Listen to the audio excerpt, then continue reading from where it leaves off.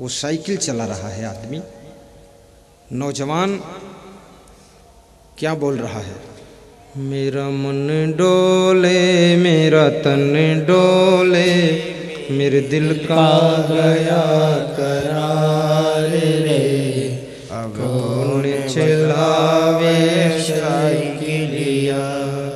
मेरा मन डोले, मेरा तन डोले, मेरे दिल का गया करार रे, कौन चलावे साइकिलिया। मेरा मन डोले, मेरा तन डोले, मेरे दिल का गया करार रे, कौन चलावे साइकिलिया। जिसका मन डोल गया, तन डोल गया, दिल का करार भी चला गया, उसकी जिंदगी की साइकिल को कौन चलाएगा? जीवन की साइकिल कैसे सही चलेगी?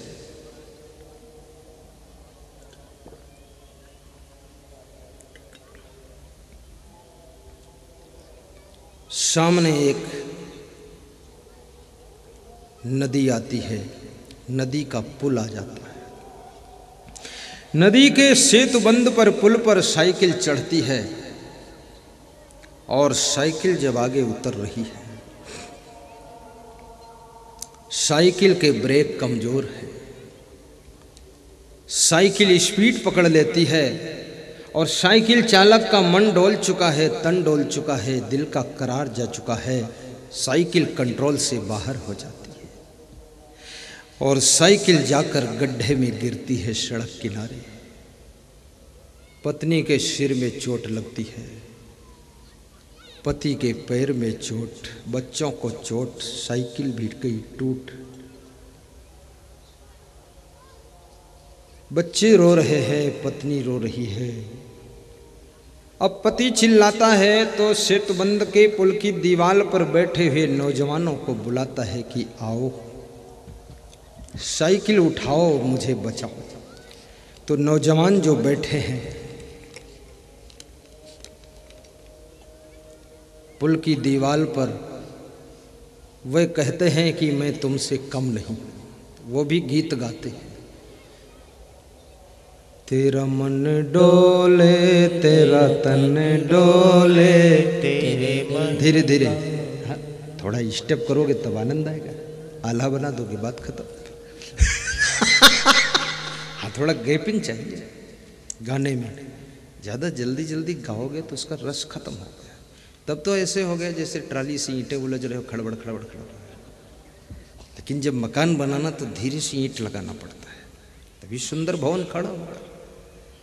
गाने में कभी जल्दी मत करो, प्रवचन में भी जल्दी मत करो। बड़ बड़ बड़ बड़ बड़ बड़, शांति से एक एक बात को समझते चलो।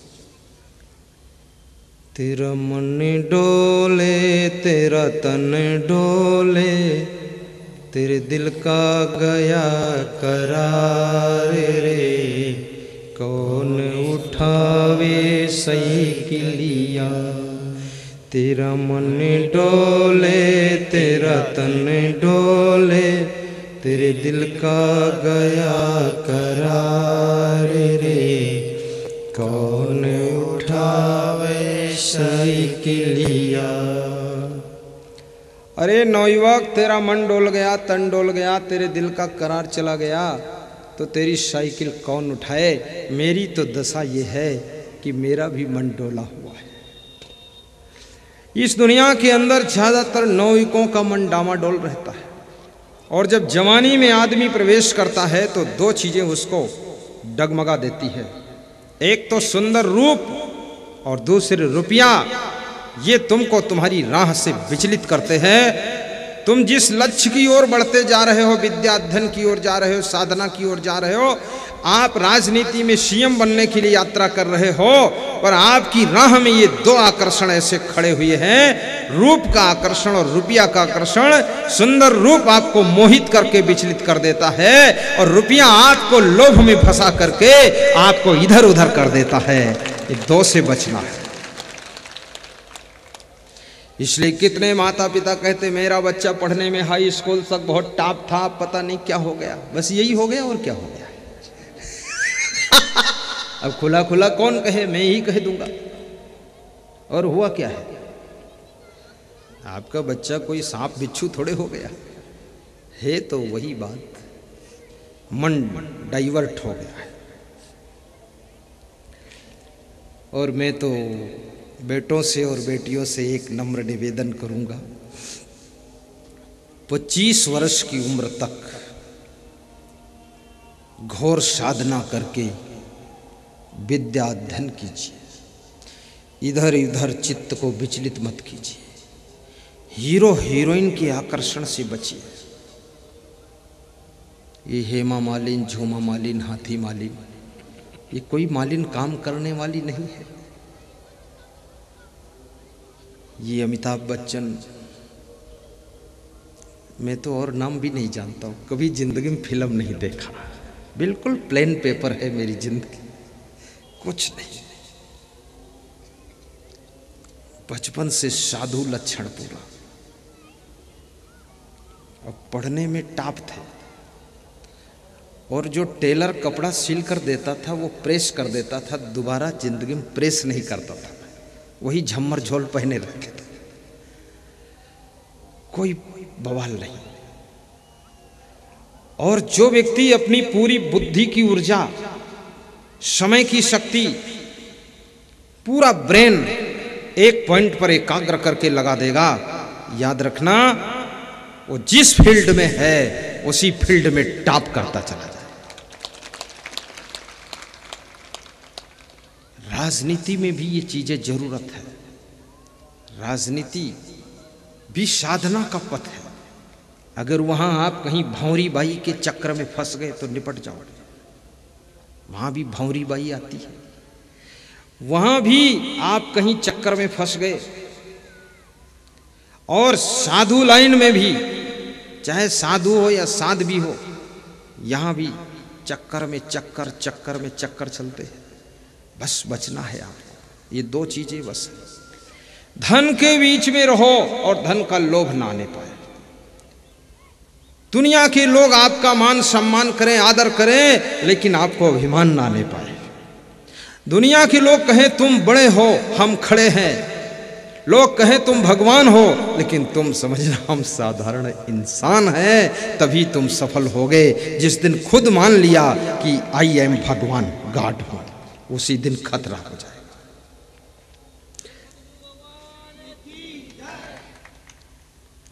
भगवान राम ने सातवीं भक्ति में बहुत अच्छी बात कही है। नवधा भक्ति में जो सातवीं भक्ति आती है, देखो नौ भक्ति कहने का वक्त नहीं, जितनी जरूरत उतना कह देना है।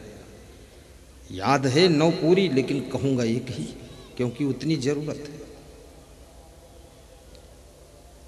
रसोई में भोजन तो सब रखा है, पर दाल की जरूरत तो दाल ही निकालो, भात उसमें मत डालो। तो सातवीं भक्ति ध्यान से सोचना। राम की नम्रता, राम की सरलता, राम की मधुरता देखिए। शिवरी से राम कह रहे हैं, शिवरी राम की पूजा कर रही है, राम की चरण पखारती है, पुष्प भेंट करती है, हाथ जोड़ती, बहुत खुश होती, भगवान मानती होती। लेकिन भगवान जो मान रही शिवरी, उसके सामने ही राम भगवान क्या कह रहे हैं। इतनी हिम्मत सबके पास नहीं हो सकती कि उसके सामने कहें ऐसी बात। ये भगवान राम में हिम्मत है। क्या कहा? सतुई सब मोह में जग देखे, मोते अधिक संत करी लेखे। अरे शिवरी, संसार के समस्त नर नारियों को मेरे समान समझना। सिया राम मई सब जग जानी, करहु प्रणाम जोरी जुग पानी। आज की 15 साल पहले मैं रामायण कथा खूब करता था, अब तो मेरा जनरल मर्चेंट हो गया, सब कथाएं एक में मिक्स हो गई। राम कथा भी बहुत प्यार से कहता था। और शंकर जी का मैं बहुत बड़ा भक्त बचपन से था। ओम नमः शिवाय, ओम नमः शिवाय बोला बाबा। जहाँ कोई पत्थर अच्छा मिल जाता था मैं उसको भगवान मानता था और ले आता था, रख देता था, हाथ जोड़ के बैठ जाता था। तो मेरे गांव मोहल्ले के लोग कहते थे इसका कुछ दिमागी क्रेक है, जितने पत्थर इकट्ठा किया है 20-25 शंकर। तो हमने कहा मानो तो कंकर अन्यथा तो शंकर, भाव है हमारा। सिया राम मई सब जग जानी, करहु प्रणाम चोरी युग पाणी। पाणी माने हाथ, युग माने दोनों हाथ जोड़कर प्रणाम करता। नारियों में सीता का दर्शन, पुरुषों में राम का दर्शन करना। और मुझसे संसार की नर नारियों को मुझसे छोटा मत समझना और उनसे मुझको बड़ा मत समझना, मैं उनके जैसा ही हूं, ये राम कह रहे हैं।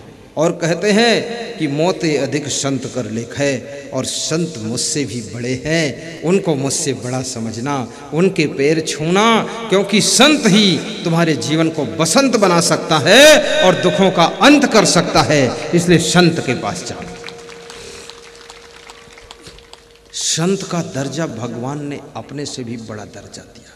अब संत को भी सावधान रहना चाहिए कि भगवान ने दर्जा तो दे दिया, अब ये दर्जा तुम पालन भी करो। अब साधु बन गए, आड़ में बेड़ी सुट सुट पी रहे हो तो भगवान राम भी सोचेंगे कि निपटा दिया मेरे को भी, परिभाषा गलत हो। साधु बन गए, उल्टा पलटा काम कर रहे हो। ठीक से भगवान से भी ऊंचा पॉइंट संत का है। इसलिए राम भगवान भी संत की शरण में गए। कृष्ण भगवान भी कहते थे निरपेक्षम मुनिम शांतम निर्वैरम समदर्शनम अनुव्रज्यामे हम नित्यम पूये तें घृणुभि। अपेक्षा रहित शांत मननशील समदर्शी संतों के पीछे पीछे मैं इसलिए घूमता हूं कि उनके चरणों की धूल मेरे ऊपर पड़ जाएगी तो मैं भी पवित्र हो जाऊंगा, ऐसा कृष्ण भगवान कह रहे हैं। संत कोई मामूली चीज है? अब तो बड़ी मजे की बात यह है, जिसको देखो वही अपने नाम के आगे संत लिख देता है। दो विभाग हैं, गृहस्थ और संत। जो पति पत्नी साथ हैं वो गृहस्थ है, और जिसके कोई परिवार नहीं, सब त्याग बैराग, विषय विलास नहीं, भोग विलास नहीं, उसका नाम संत है। और पत्नी भी साथ में है, और एक नहीं 3-3 पत्नी है, फिर भी लिखता है परम पूज्य संत श्री। ये किस मॉडल का संत श्री है? कितनी गलत बात है। और जिसको देखो वही संत जैसा कपड़ा लपेटे घूम रहा, भ्रम हो जाता ना इससे। अब ऐसा कपड़ा कोई पकड़ बांध कर मेरे जैसा आ जाए तो तुम सोचोगे असंग साहब की कंपनी वाला होगा, साहेब साहेब साहेब, और है वो नालायक पक्का। इसलिए कपड़ों को संत मत मानना। साधु जैसे वस्त्र पहन करके रावण भी तो पंचवटी में आया था, सीता जी को ठगा था, मालूम है कि नहीं? तो ये प्रसंग तुलसीदास ने क्यों लिखा? इसलिए लिखा कि कलयुग में लोग सावधान रहें। लेकिन अभी भी सावधान लोग नहीं हैं। अभी भी बहुत सारे लोग रावण बन करके और फिर कपड़ा साधु के पहन करके और सब बैठे हैं, बोलते रहते ओम नमः शिवाय, हरि हरि ओम, ज़्यादा भोजन कर लिया ओम। ये क्या नाटक कर रहे हो? ये साधुता कोई मामूली चीज है? जहां भगवान भी झुक जाता है, महान भी झुक जाता है, धनवान भी झुक जाता है, बलवान भी झुक जाता है, बुद्धिमान भी झुक जाता है, उस साधना का नाम साधुता है। अभी हमारे पास में सागर जिले से कल एक सज्जन आए थे, शिवराज सिंह राजपूत। तो वे इसलिए आए थे व्यवस्था समझने के लिए, उनको प्रोग्राम मिला है मेरा। प्रोग्राम मिल गया है उनको 1, 2, 3 फरवरी। तो व्यवस्था समझने आए थे मेरे पास कि कुछ व्यवस्था बता दो, तो मैंने उनका प्रोग्राम कैंसिल कर दिया। मैंने कहा मेरे को गुरु जी के दर्शन के लिए जाना है नेपाल, इसलिए आपके यहाँ मैं नहीं आऊँगा। अभी पोस्टर तो नहीं छपा। बोले नहीं छपा। तो हमने कहा तो कैंसिल कर लो, फिर आगे भविष्य में कर दूँगा। तो उनके साथ में जो उनके रिश्तेदार भी थे, कोमल सिंह वगैरह, बोले गुरुदेव ये तो बहुत बड़ी टेंशन की बात हो गई। पूरा प्रचार हो गया, टीवी में भी मेरा नाम चल रहा गांव का, और हम तो आए थे व्यवस्था समझने, ऐसा सोचते तो हम आते ही नहीं समझने के लिए और यहाँ तो आपने प्रोग्राम ही कैंसिल कर दिया। तो मैंने कहा मुझे गुरु जी के पास जाना है। बोले बाद को चले जाना, बीच में चले जाना, लेकिन हमारा मत कैंसिल। वो रोने लगे। तो उनके रिश्तेदार ने कहा कि ये इतने बड़े आदमी हैं, इतने धनवान हैं, इतने बुद्धिमान हैं, इतने बलवान हैं। तो उन्होंने कहा गुरुदेव सब कुछ है आपकी कृपा से, लेकिन केवल सत्संग नहीं था। वो आप पहुंच जाओगे तो वो भी हो जाएगा। जहां पर धनवान भी चरण छू लेता है, बलवान भी नमन करता है, बुद्धिमान भी जहां पर हाथ जोड़कर खड़ा हो जाता है, उस व्यक्तित्व का नाम संत है। अब संत को स्वयं विचार करना है कि संत को कितना महान बनना चाहिए। और संत जितना साधना में परिपक्व होगा, तपस्या में परिपक्व होगा, जितना संत कंप्लीट होगा, तो उसमें क्या ऊर्जा पैदा होती है आपको पता है, मुझे पता है, तुमको पता है, नहीं पता है पता कर लो तुम। क्या होगा? यदि वो बोल देगा ऐसा होगा तो तुम्हारे जीवन में वैसा होगा। फिर जो आशीर्वाद बोल देगा वो फलित होगा। ऐसा मैंने हजारों बार देखा है। अगर दिल से आशीर्वाद दे दिया तो होगा ही, और यदि उसकी नज़र टेढ़ी हो गई तो बहुत बड़ा नुकसान हो जाएगा। लेकिन वो संत जो चरम साधना को प्राप्त किया है, ऐसे थोड़े जो कपड़ा लपेटे बैठा है और बोल रहा कि मैं श्राप देता हूँ सिलवानी भस्म हो जाए। महान संत श्राप नहीं देता है, केवल आशीर्वाद देता है। सूरज उजाला देता है, अंधेरा कभी नहीं देता है। संत तो सूर्य के समान होता है।